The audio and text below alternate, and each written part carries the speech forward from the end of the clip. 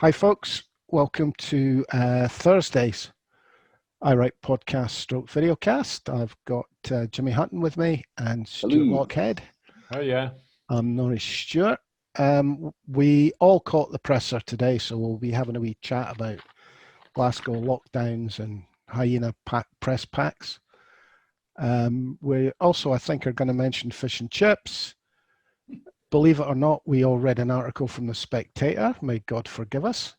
Mm-hmm. The Sun has a very interesting piece, and Kevin Hague. That's the gist of what we're going to cover today, and I think there'll be even more than that. So the presser, I thought it was quite informative today. I like the fact she took time to explain how trace and track actually works. She did that right at the beginning, and then every single journalist that asked her a question totally ignored what she said. I think, no, you're right, Norrie, because it was a very informative. I'm not saying it's going to give us topics to argue about. Sometimes it does. But I'll be looking back on the notes for today because it covered a lot of items. We learned an awful lot. Just when we were thinking this whole, as a news story, the virus was kind of getting leveling off, it suddenly got more interesting again. I mean, she did say, we are in an accelerating pandemic. And that is a quote from the World Health Organization. So that was Jason Lee. Don't imagine it's over. Stop using that stupid term. Yeah. Jimmy. Well, I was sick of, if I'm honest with you, I'm sick of hearing complaints for grumbling Ouija's about the increased lockdown restrictions they're having to put up with. If they weren't wandering up the street with a carry out listening out for a party, they wouldn't be getting cracked down on. But also the press, they seem absolutely incapable of understanding that as the situation changes, you know, the responses they seem to want some kind of one-size-fits-all response that they can then sit and criticise.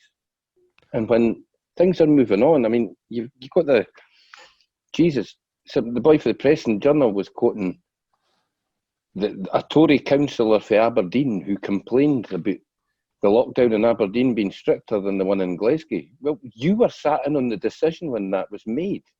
He changed his mind when it didn't get lifted on the day that he wanted it to be lifted. There's a reason you're a Tory councillor, son, because you didn't ken much. But it plays into her hands because she's very good at dealing with it, isn't she? Every time anything political comes up, she just shoots it down in flames. I'm surprised that these guys still turn up, because the only way they can get their headlines is by pretending they're ignorant of how things actually work.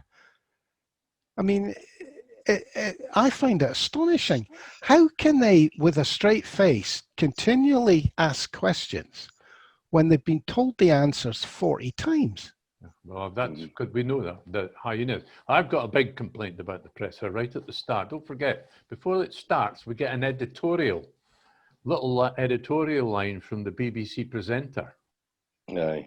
Two BBC presenters. Today's was completely political. It was, it's going to be about aviation. It was only about aviation because a business leader in aviation had wrote a letter, and the BBC decided to make it a headline.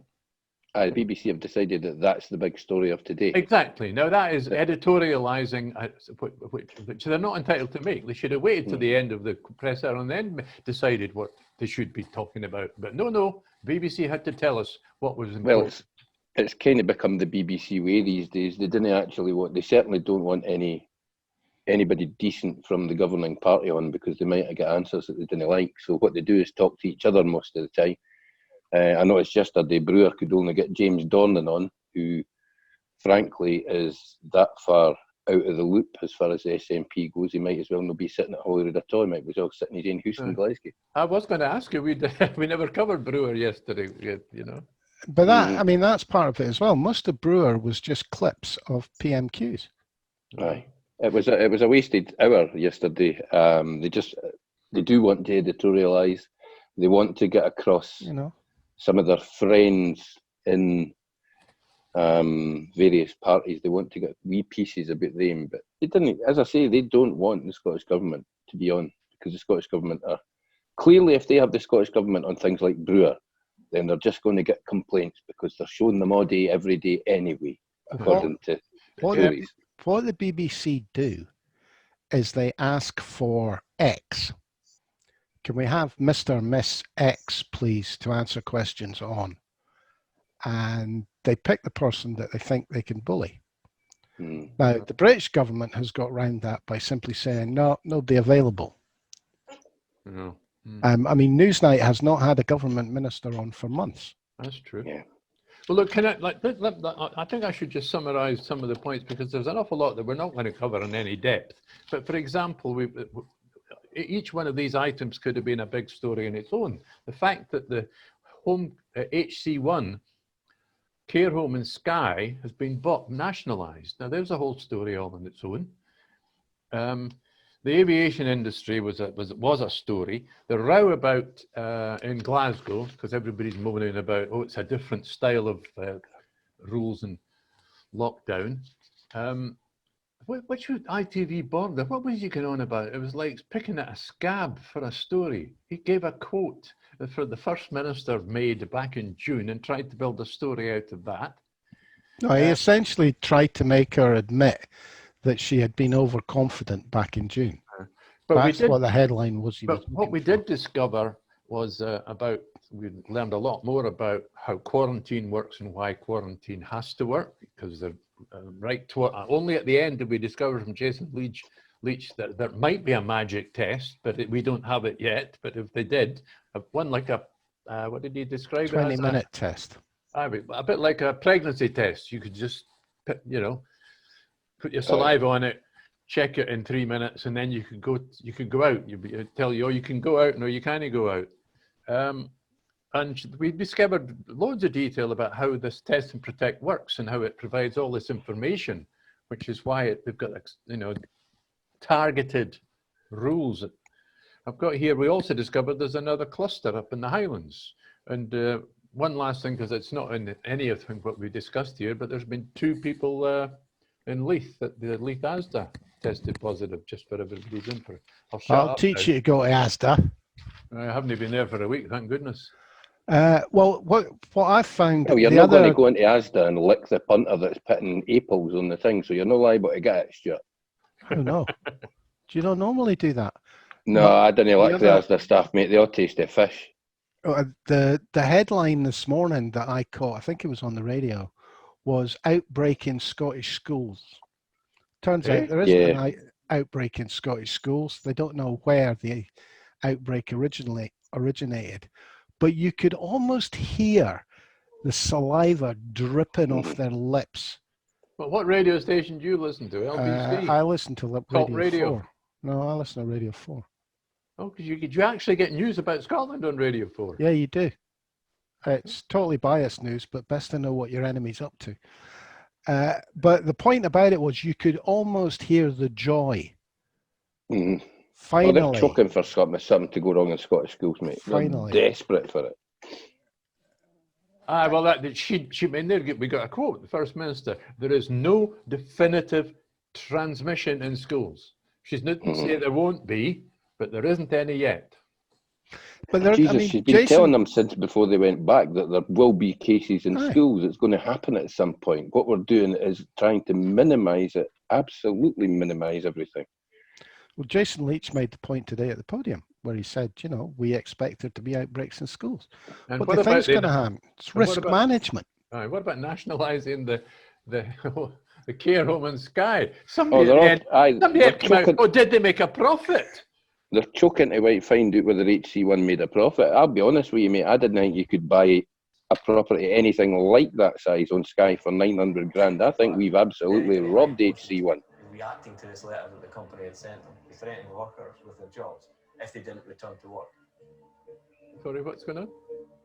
I don't know. Norrie's been playing a clip in the background there. I'm just letting back and you've lost. I think we've robbed them at 900 grand for a care home.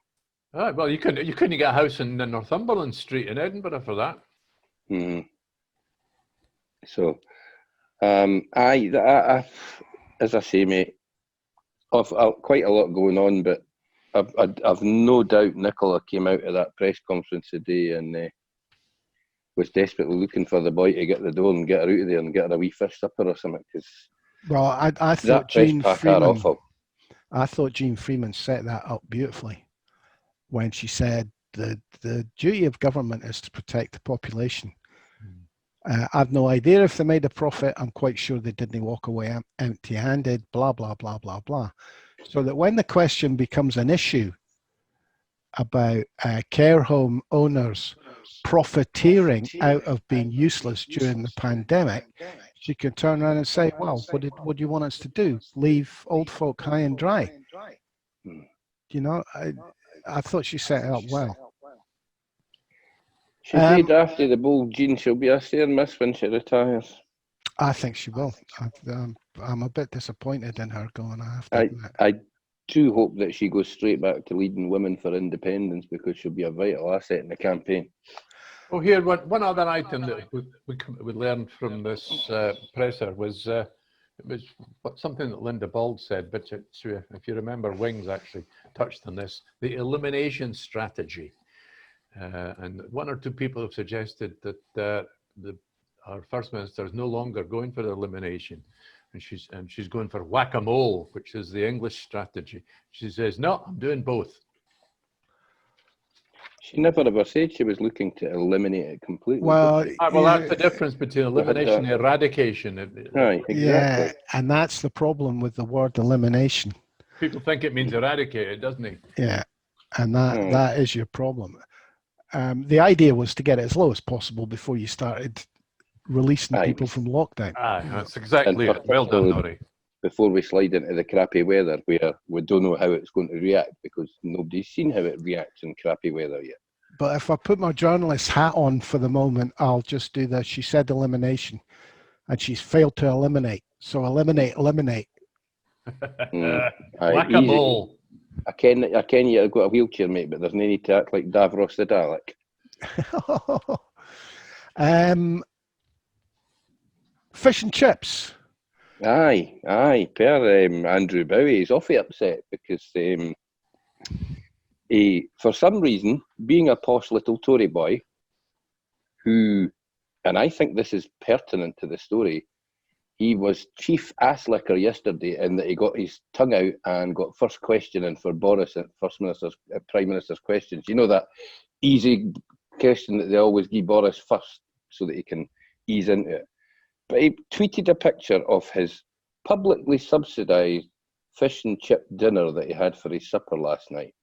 And he's now awfully upset because he got some pushback, shall we say, upon his rather posh bit of fish with half a dozen chips balanced nicely next to it and some mushy peas, which automatically means he's not a Scotsman as far as I'm concerned. Oh God, no salt and sauce for me. But he's been called a 6-chip Tory twat. That is now trending on Twitter, and he's awfully upset about that. And I think that's just a lovely bit of banter. I need to know, were they like real chips or were they these thick door slab chips? They were the thick, mate, they were like miniature,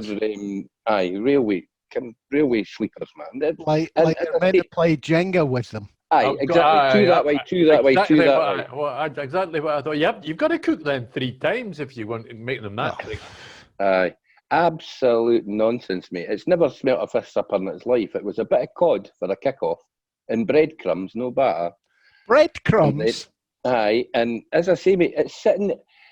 The fact I know it's publicly subsidised, mate, it's on a House of Commons plate with a nice wee bit of gold, kind of wee gold portcullis at the top of the plate and that. So he was being as pretentious as a pretentious thing, and he's got slapped down by Scottish Twitter, and now he's getting upset about it. He had He had fish and fried potatoes. Honestly, this is a story, and you want to cover it. No, British Tory 6-chip twat, and he's upset about it.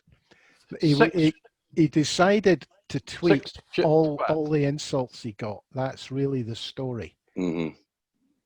All right, okay, fair enough. Because he was so upset about people knowing he was a Tory or knowing he had fish and chips or... well. I think the worst one was his erstwhile party leader, Douglas Ross, who appeared on the 9 last night and during his interview explained to people that he was a staunch defender of Scotland's place in the Union. Now, the word staunch is an absolute dog whistle to Lark Hall, to certain areas of the west coast of Scotland. Oh, does that mean no surrender? Where they wear the sash. Aye, it means no surrender for the Queen's 11. The only time you ever hear the word staunch used is staunch loyalist or staunch unionist. Who else uses it? Billy Connolly done a whole routine about why Protestants are always staunch and Catholics are always devout, at least when bigots are talking about them. All right. There's I didn't know that. There's another word pronounced the same way with a different meaning, which is staunch the flood.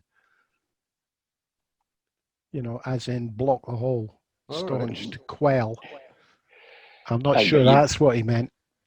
No, I'm pretty sure it wasn't, mate. I'm pretty sure he knew exactly what he was doing when he used the phrase staunch defender.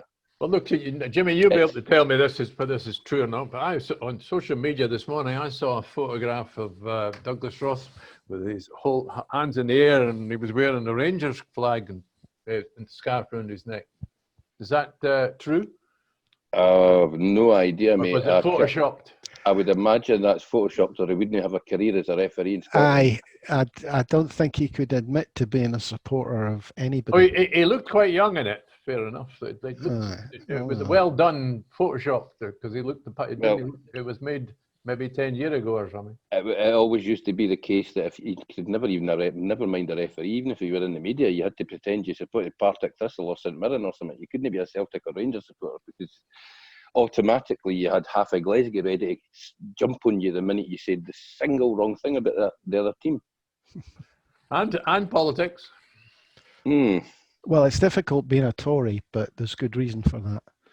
It's not difficult being a Tory, mate. You'd basically just have to be something that the rest of us would normally pick up on our shoe and wipe off. You just have to act like that in everyday life, and you can easily be a Tory. Can I suggest that there's a man around who's very staunch with his statistics?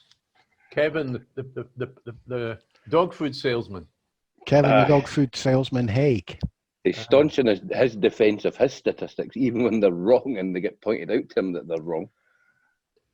This is the MacWhirter story, Stuart. He's fallen out with Iain MacWhirter, who is the political editor of the Herald, and has been 20 years a broadcaster in politics. You know, he's like picking on the wrong man completely. Well, he was very insulting. Now, Kevin Hague, for all I disagree with most of what he says, tends to keep the heat quite well. I thought he blocked a lot of people. Well, he might do, but he isn't the one that hands out the insults normally. But he was very insulting towards MacWhirter. And when MacWhirter pulled him up, he blocked him. So whose side of the story do we go with? I think Kevin Hague? Iain MacWhirter. MacWhirter is entitled to his opinion. Hague is not entitled to go and insult him about it. Mm-hmm. Well, I don't know. I quite like a wee bit of insulting on Twitter. I find it therapeutic in some ways. But if you're then going to do the old insult block, which is just possibly one of the most cowardly things to do on Twitter, then don't be surprised when people pull you up and absolutely rip the hole at you, which is particularly when you've got somebody with a big, massive column in a national newspaper. It's an awfully big stick that he's got to beat you with when you're going to act like that, isn't it? Well, what I find really surprising is Kevin Hague's had his backside booted a few times. Radio Scotland, when he was on with, who was it, Wings, I think it was, where he was forced in the position of admitting that GERS was no indicator of what an independent Scotland's economy would look like. Well, that's the point. I was just about to agree with you there, Norrie, but isn't that the point that probably Kevin Hague got really upset about? Because that's become, there's been a tipping point on that at least, with it's the fact that everybody's saying GERS is no longer worth the Unionists bringing up. You know, we have GERSmas Day now. We're looking forward to it coming out. And he doesn't get it. That's what's upsetting Kevin so much. He can't use it anymore. But I don't understand why he's getting upset, because he's been basically pulled apart so often now, you must be used to it. Yeah, but I'm saying there's been a tipping point. So it's now got to the point, where, as I say, where the yes people are all saying, this is wonderful. We can throw it back in your face, you stupid idiot. Well, I think we're being a little over-enthusiastic, suggesting there's a tipping point. On the GERS figures. No, I think GERS falls quite simply. You think they're a load of crap if you're a nationalist, and you think they're absolutely spot on brilliant if you're a unionist. No, but and never the twain shall meet. I know, but the point is the argument that it doesn't represent what an independent Scotland would look like seems to have won. No, I don't think for unionists it has yet. I think we need a bigger nut to crack. Why did Kevin get so upset then? Because that's what my argument is. That's why Kevin got upset, because he's starting to see that part of the argument, the GERS argument, is lost, and that's why he blocked Iain MacWhirter. I think he's just becoming more of a fundamentalist unionist. I think he's associating with the kind of people that don't make unionists look good, and I think it's maybe rubbing off on him. There's an awful lot of them don't make Unionists look good. I mean, I interacted with Kevin Hague right at the beginning when he first got involved, and you could have a reasonable discussion with him about numbers, about figures, and he would take on and answer arguments. He always believed GERS was a true picture, that's for sure, but he was quite reasonable and sensible. I mean, he never blocked me, and we had a couple of fairly aggressive. Yeah, but we used to have all these rows about, is the GERS a true picture of what the situation is now? Loads of pro-yes people would be arguing about that. No, it isn't. No, it isn't. Nowadays, you don't even need to go down that road. All you say is it's certainly not a true picture of what an independent Scotland would look like. Yeah, it isn't. It's a result of the union. And that really, and given how much energy, you can't argue with that. How much of Kevin Hague's history has gone into GERS, he would be very angry now if he realised that. Well, perhaps that's why he's lost the plot. That's all I'm saying. I think this part of him realises that the argument doesn't actually help the union. I think that's the realisation that's upset him. Well, that's what we're not arguing amongst ourselves, then, are we? The Spectator had a piece today that I copied you guys into. Yes. I've got a confession to make. I listen to the Spectator podcast almost daily. You're nearly as bad as Jimmy accusing me of being an Englishman because I like mushy peas. I accused you of spending too much time listening to English radio. Well, the point is, I know what their arguments are, so I'm forewarned. Well, it's hard to avoid if you watch any television.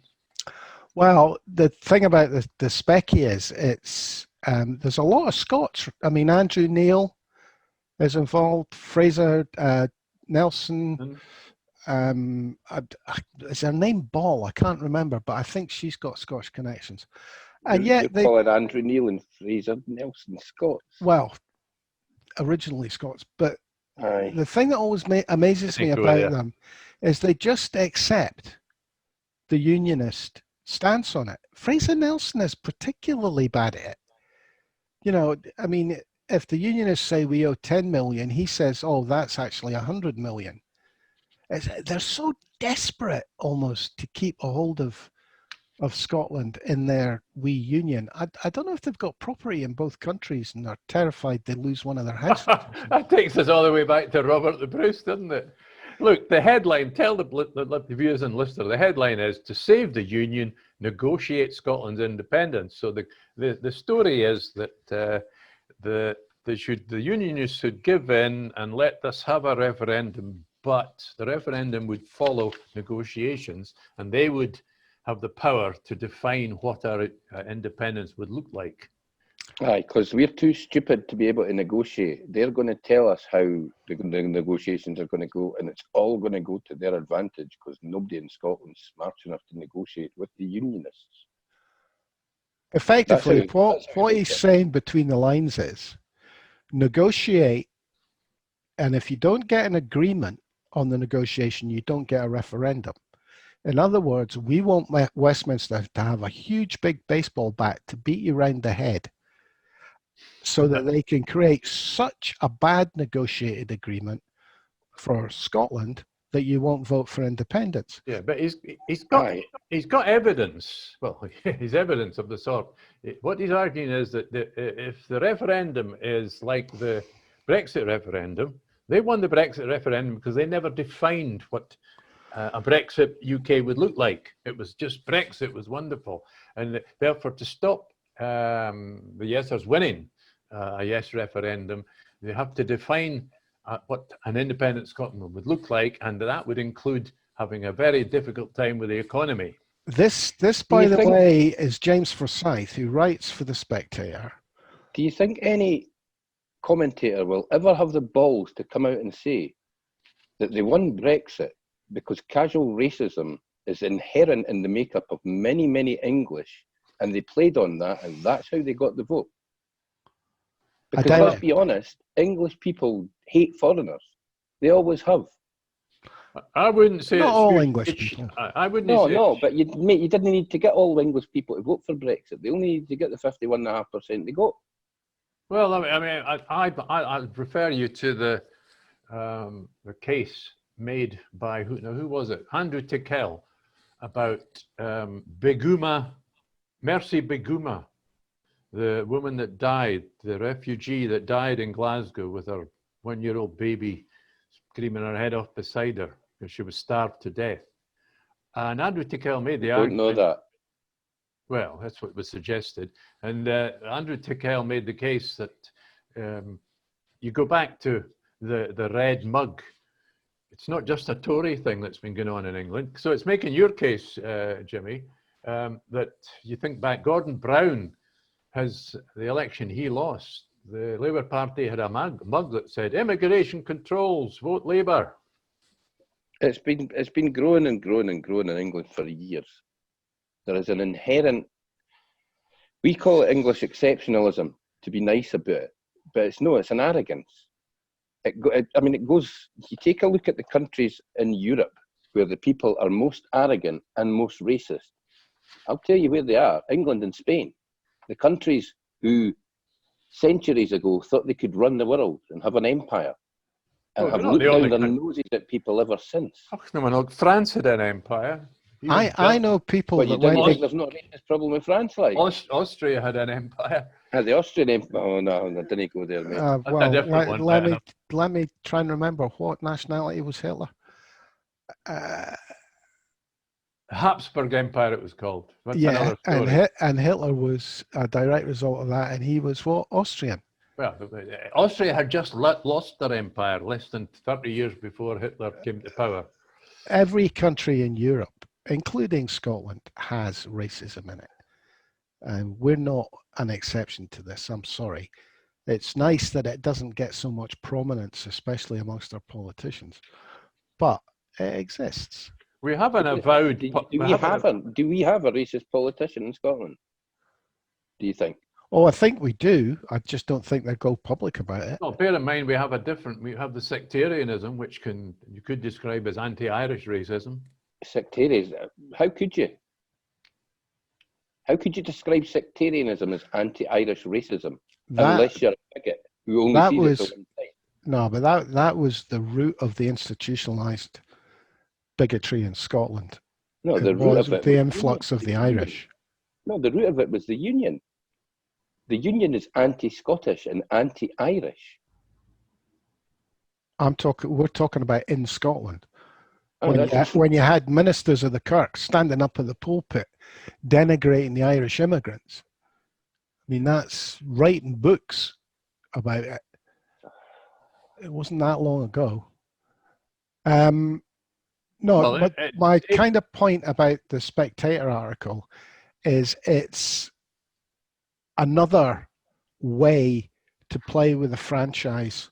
Sorry, the first way was the suggestion that they play about with the franchise and anybody with a drop of Scottish blood who's a unionist gets a vote in a referendum. This is another way of trying to play with any referendum that's held in Scotland. Aye, because it's another way of saying, hold it, we're going to lose a referendum, so let's find a way to make sure that we don't lose it by fixing it. I, by the way, would have no problems whatsoever on having a referendum if we voted for independence, then negotiating a settlement, and then having another referendum on whether we should build a huge ditch between Scotland and England. No, I'm quite happy to have a second referendum on the deal. I don't see why not. I'm not. Once you've already agreed, no, what you? I'm not. Why would you give them an opportunity to muddy the waters? No, I mean, why would you do that? Well, okay, fair enough. Here, can I just? There's a point in James Forsyth article that you kind of missed, Norrie, where the reason he comes forward with this plan that you've already outlined, so I'll not go through that again, is accepting the idea that if they keep saying no, every month polling will show an extra 1% for independence, and eventually that's unstoppable. So that's why he makes the case that you've outlined. I mean, he says it's risky, but you're going to get a flurry of these ideas about how do we make it more difficult for the Scots to have a referendum.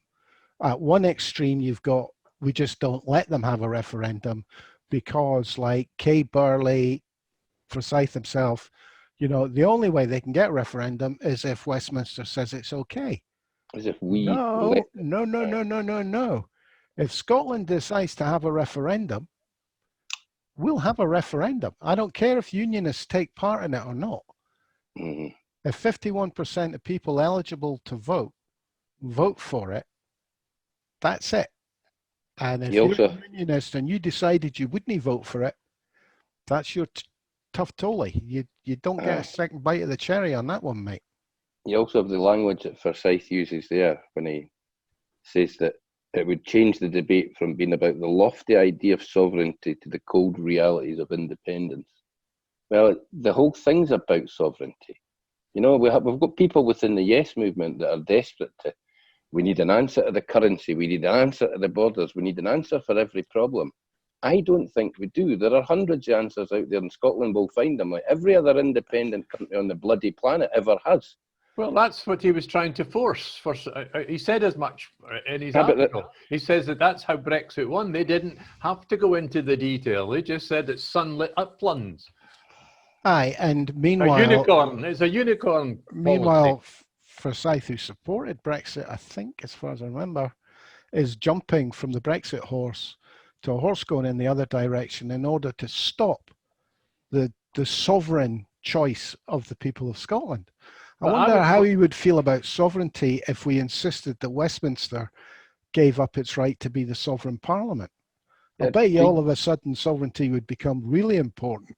But I reckon, I mean, to go back to what Jimmy was saying, I do think that it's worthwhile focusing on the currency at this stage before there's a referendum, and getting, look, what was I've become a convert to MMT, and this last week somebody was picking on MMT. Oh, that's just a theory. No, it's a description of what's actually happened in Japan, the EU, the USA, and the UK. It's now a description of the macroeconomic model that now works. And you're trying to get well, let me finish my point. Otherwise, I can't get there. Cut on. So my argument is we've got to get the Scottish government to accept that, yes, we need to have our own currency, and probably from almost day one, and keep making the argument that it is not a new idea, it's what's already happening, and own the economic case. Stuart, you do remember that Jimmy and I have both been pushing you onto MNT for the last year and a bit? I have no idea how long you've been pushing me onto it. No, the difference. Are you saying I'm wrong? No. What I'm saying is the difference between MMT. Politician in the world to admit that MMT is what is operating in Britain, Europe, and America at the moment. None of them are going to come out and admit that. No, they're not. But what MMT is exactly the system we operate now, without the bullshit about it being about household economics. Mm. They spin that on top of it in order to tax us, which allows them to drive their particular dogma in whichever direction they want. Absolutely. But the other factor that's changed it, of course, is the pandemic. The pandemic's changed nothing. They'll spend the same bullshit. Yeah, but it means that they're all printing money. Yeah, but they've always printed money when it suited them. Okay, guys, that'll do us for today. Getting a bit heated there. Thanks for listening. Thank you, Stuart Lockhead and Jimmy, who's nipped off for a fag, I think. Anyway, we'll catch up with you tomorrow. Once again, thanks for listening, folks. Cheers for now. Bye-bye.